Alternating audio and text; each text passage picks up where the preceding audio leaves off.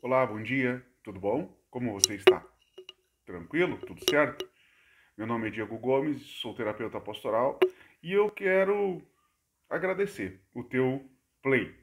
Obrigado porque você apertou o play e nós podemos então ter essa conversa nesse instante. Muito obrigado por isso. Gente, quero conversar hoje sobre um assunto pesado, um assunto que talvez entristeça muita gente, mas o fato que é um assunto necessário. A informação sobre isso é algo definitivamente muito importante. E eu e você precisamos estar bem atentos.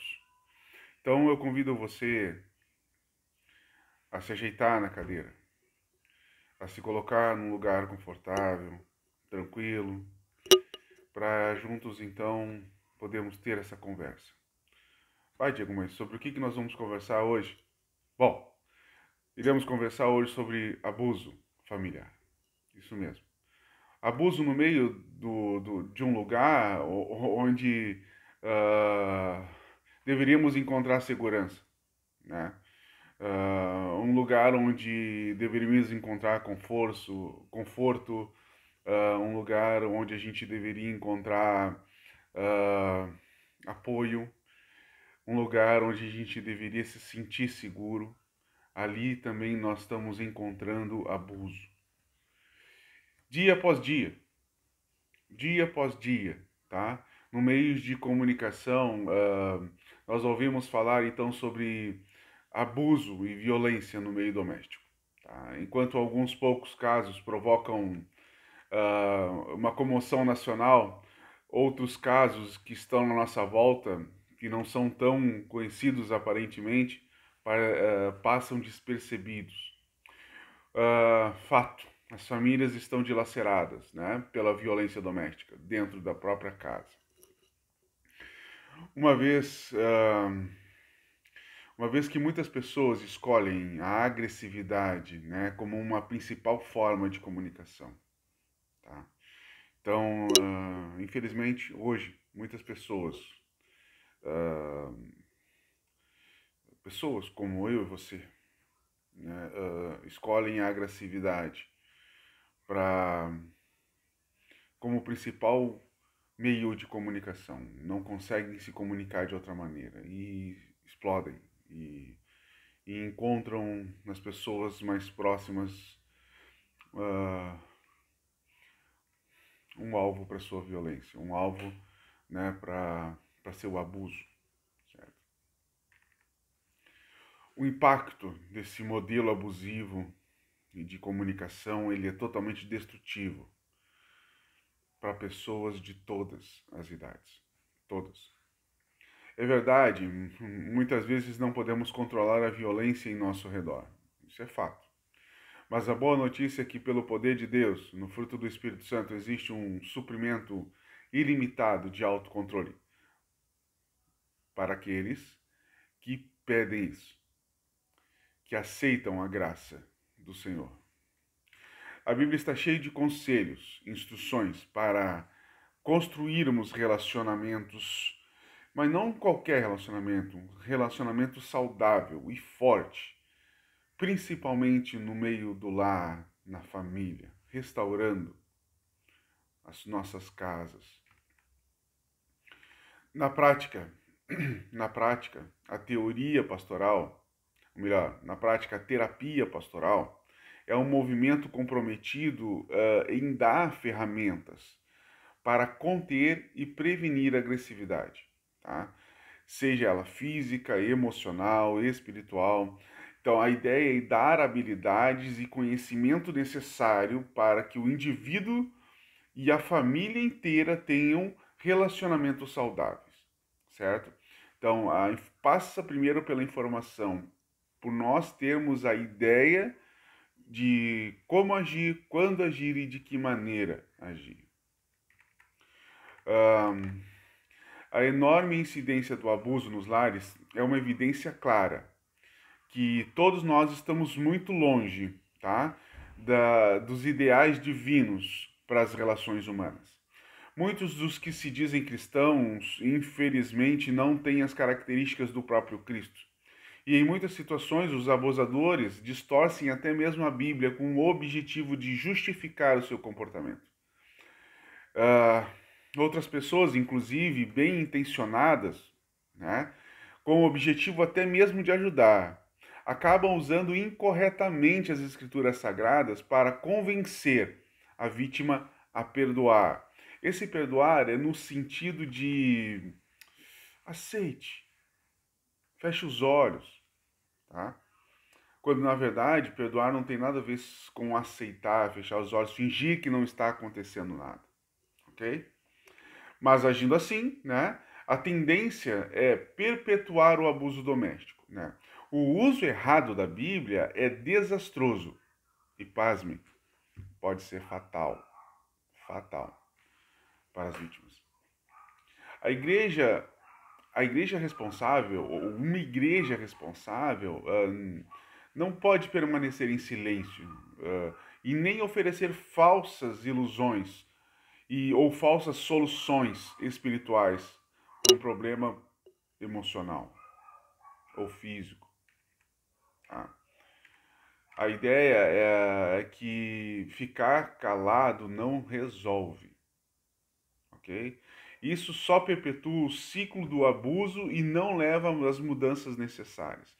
Todas as comunidades, principalmente aquelas que se pautam em princípios cristãos, tá, precisarão se esforçar em ajudar famílias a conter, impedir e reprimir o abuso e violência, proporcionando um ambiente saudável. Mas proporcionar um ambiente saudável para aqueles que são mais frágeis e vulneráveis, a partir disso, né? Inclusive ensinando pessoas também a criarem ambientes saudáveis de convívio, certo? Então, eu preciso ter as minhas emoções saudáveis, eu preciso criar um ambiente saudável também, né? Para que as coisas possam fluir melhor, certo? Quando falamos em pessoas, por exemplo, que são mais frágeis, né, e vulneráveis, é bom entender que não são somente ou necessariamente mulheres, ok? Homens também, né? Homens agridem? Sim, agridem, né? E machucam, né? Mas as mulheres também agridem, também machucam, né? É bom a gente se lembrar que o abuso pode não ser apenas físico, né? Ele pode ser emocional, pode ser espiritual. Tanto homem quanto mulher podem agredir, né? Tanto homem quanto mulher podem ser abusadores, né? Naquilo que eles vão se sentir superiores ao outro, né? Então, de alguma maneira, o homem agride, mas a mulher também agride, né? Então, não passa pelo pressuposto que todo agressor é masculino, tá? Não quero entrar aqui em polêmicas, mas o fato é que tanto um quanto o outro têm características potenciais de agredir, tá? O abuso físico pode abranger comportamentos como empurrões, chutes, ataques destrutivos, mesmo que às vezes comece com algumas pequenas coisas, né? O interessante é que o abuso emocional ele é o comportamento que degrada ou menospreza a outra pessoa de maneira consciente, tá? Então não confunda também abuso com brincadeira, né? Claro que existem brincadeiras que são de mau gosto, né? Mas às vezes por trás dessas brincadeiras pode sim ter uma consciência que degrada e menospreza, né? Então é preciso a gente ficar esperto, né?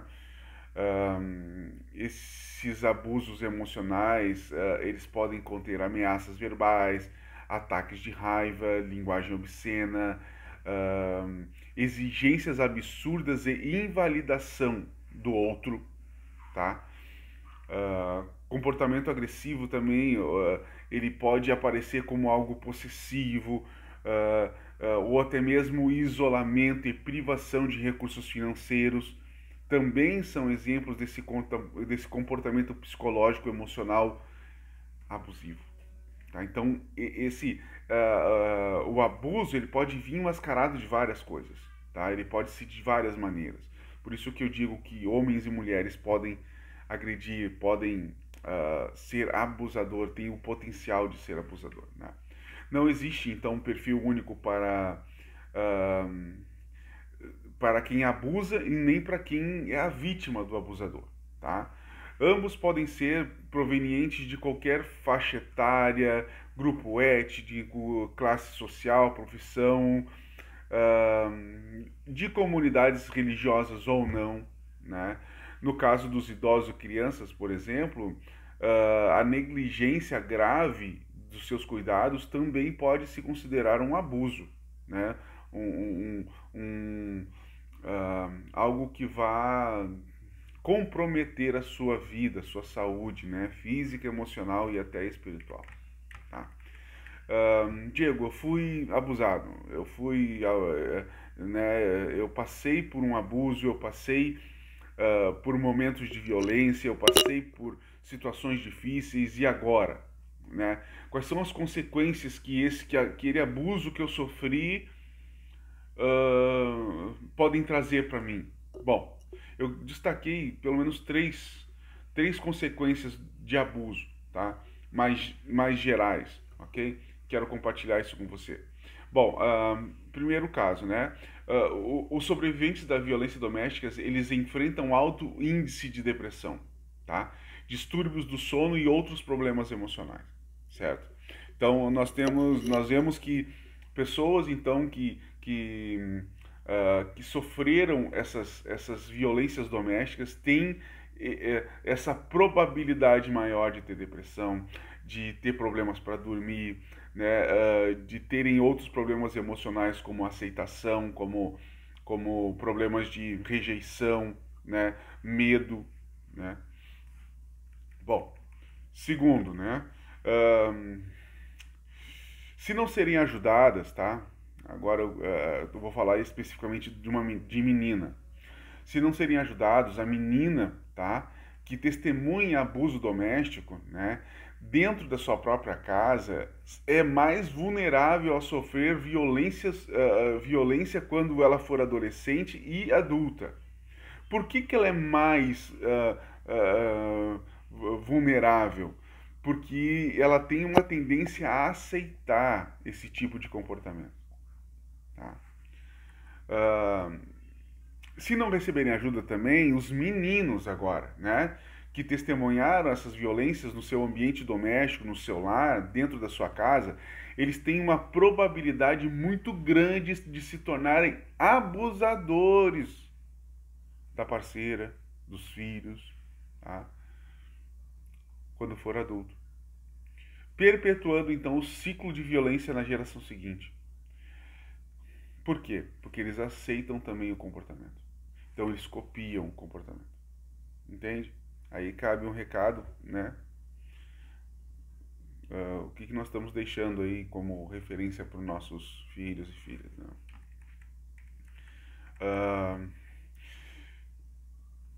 Existe uma forma de tentar entender como funciona o abusador, a mente do abusador, tá? Muitas vezes para o abusador, ele não é abusador, tá? Nos casos de violência doméstica, sempre há abuso de poder. Então, aquela ideia de que eu tenho mais poder que você, né? Eu posso mais. E lembra que a linguagem que ele usa para dizer que tem mais poder é o abuso, né? É a violência, né? Seja essa violência física, emocional ou espiritual, tá? O abusador então usa coerção ou a força para controlar as outras pessoas por diversos motivos, tá? Então a ideia é ter poder de controle, tá? Para a gente começar a entender, é uma característica do abusador, tá? Então ele pensa que tem o direito, né? Que aquilo ali faz parte do seu papel, né? De quem ele é. Então, ele agride, ele faz isso porque ele está coagindo, ele está controlando as pessoas e porque ele tem poder sobre elas, ou ele quer demonstrar o seu poder sobre elas, né? Ele se sente autorizado a usar a força, né? Essa força ela é física, emocional ou espiritual, né? Ele aprendeu esse comportamento no seu passado, tá? Ele acredita que o seu comportamento funciona de verdade, tá? Então a ideia é que é o seguinte, ele está fazendo isso muitas vezes na cabeça do abusador para o bem da outra pessoa, né? Então, para o abusador, ele não está agindo com um abuso, né? Bom, pessoas com perfil abusivo acham que têm o direito de controlar os membros da família. A disposição em usar a violência para obter esse domínio provém de coisas que eles aprenderam, né? Por meio de várias fontes. O abusador assimilou, acreditou que é apropriado a pessoa maior e mais forte ou que ganha mais dinheiro bater, dominar e outros. E isso para o seu bem ou porque os ama, entende? Então, essa relação de poder é que complica a situação, né? É que envolve a cabeça de quem está abusando, tá? Do abusador. Então, ou ele é mais forte, ou essa pessoa ganha mais dinheiro, né? Então, ele acredita que é um comportamento apropriado, né?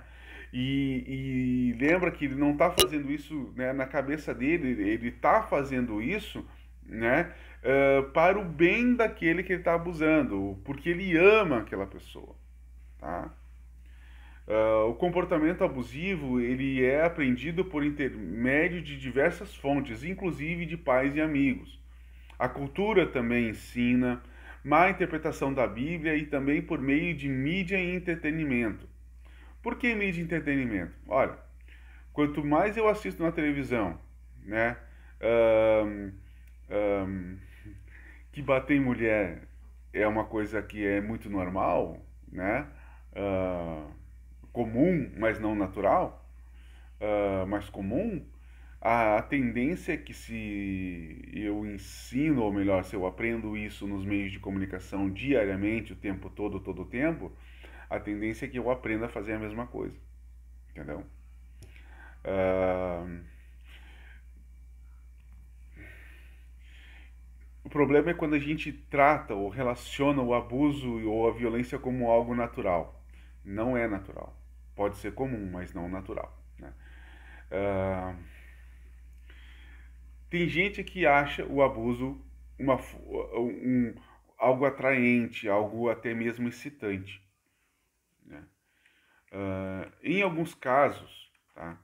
Em alguns casos, as vítimas chegam a pensar que são a causa do abuso, ou seja, que a culpa é da vítima por sofrer aquele tipo de abuso.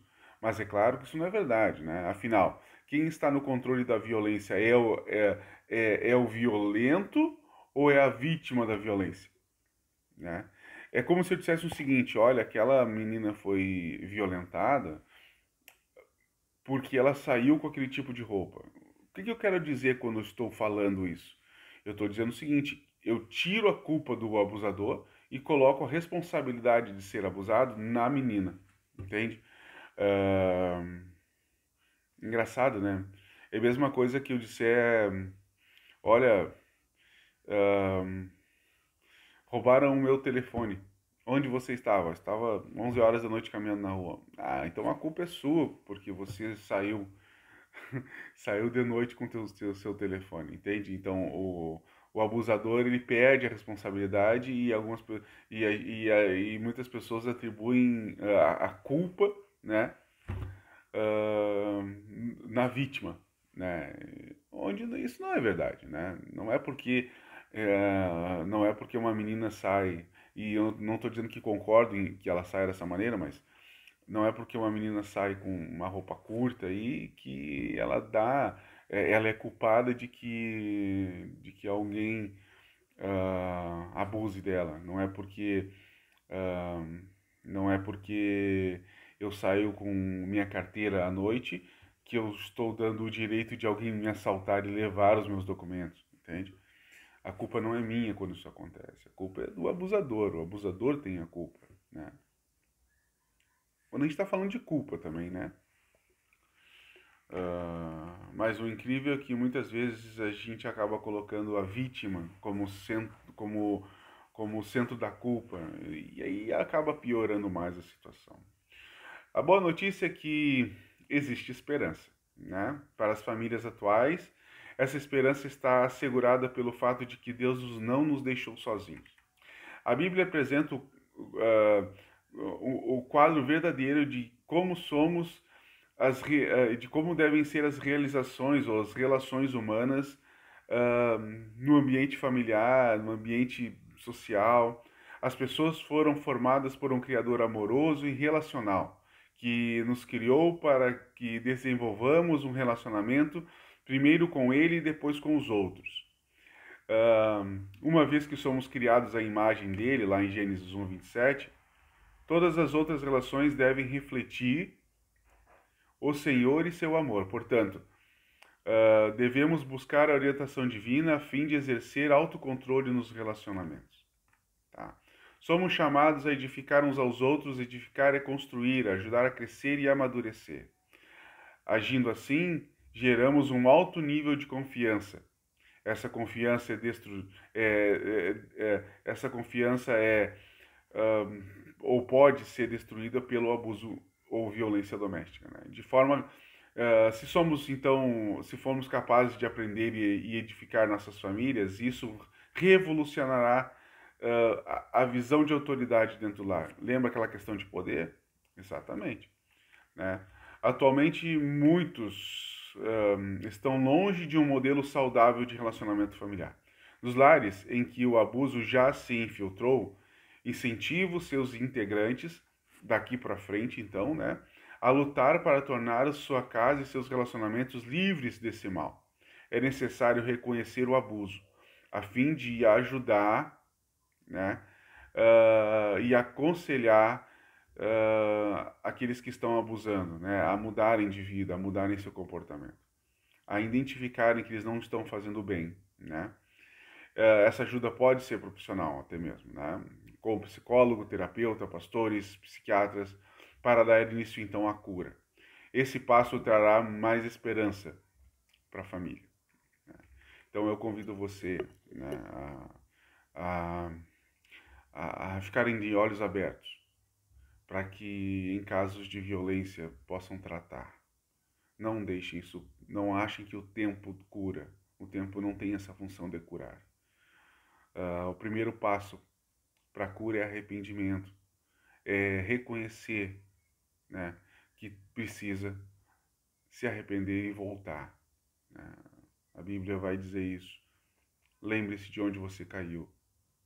Levante, se arrependa, levante e volte. Então, o meu convite para você é que juntos podemos ficar de olhos e ouvidos bem abertos. Primeiro, dentro da nossa própria casa. Segundo, para ajudar quem nós amamos.